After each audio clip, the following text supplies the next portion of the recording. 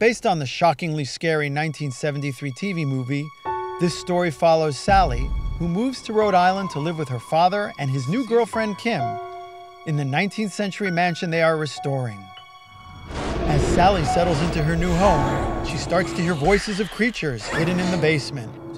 Together with Kim, the little girl discovers that there are devilish goblins in the house that wish to make Sally one of their own, forcing them to fight for their lives in Don't Be Afraid of the Dark. Don't be afraid of the dark. We've all just seen it. What did you all think? Well, I don't think this one's going to win any awards for originality. I mean, it kind of harps on a lot of stuff that we've seen in horror movies before. It's got the, troubled child with the weird drawings that they make. It's got, the parent-child, strange relationship plot line. And it's also got a spooky house that has a creepy backstory that we're going to learn about later. So it kind of pieces together a bunch of elements from better horror movies from the past.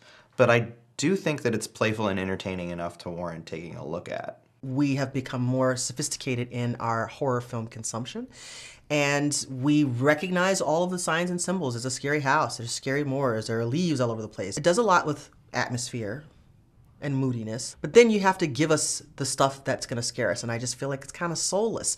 I feel like it doesn't really tap into those things that make these films scary for us. Right, you go see a horror film and where do you go? You go for the villain, you go for the monster.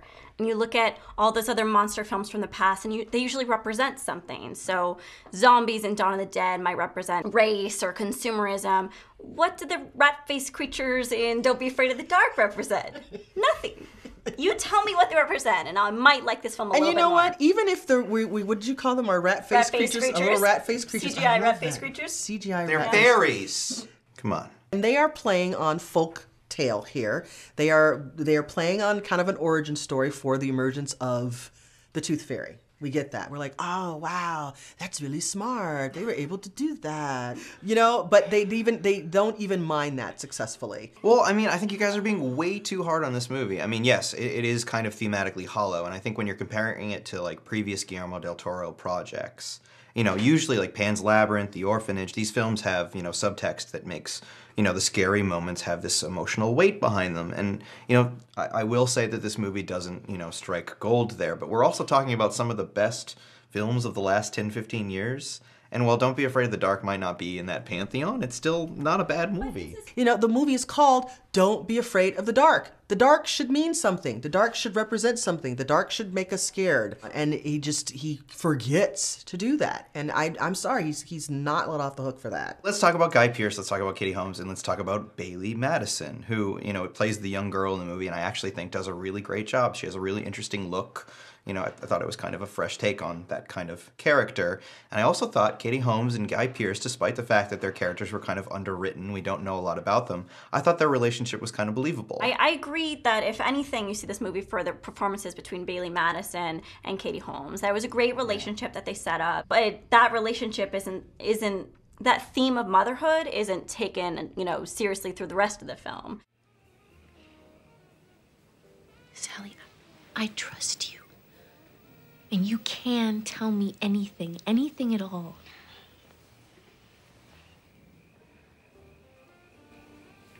They don't like bright lights, Those things. They don't.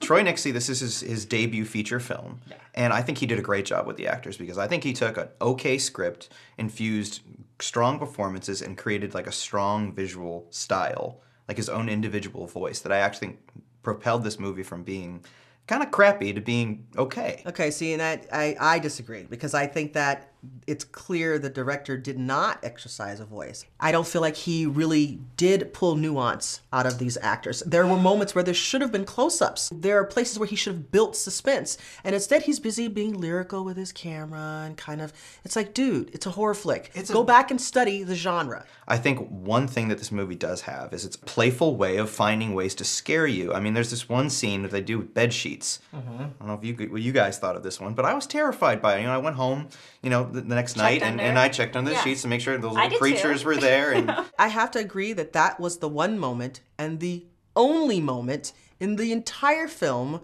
that I jumped at.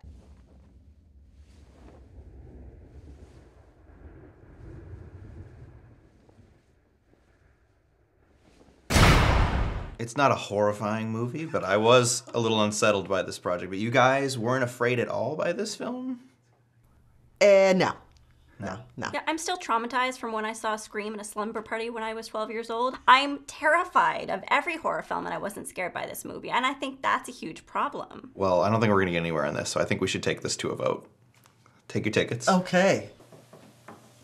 So, Don't Be Afraid of the Dark does not make me afraid of the dark.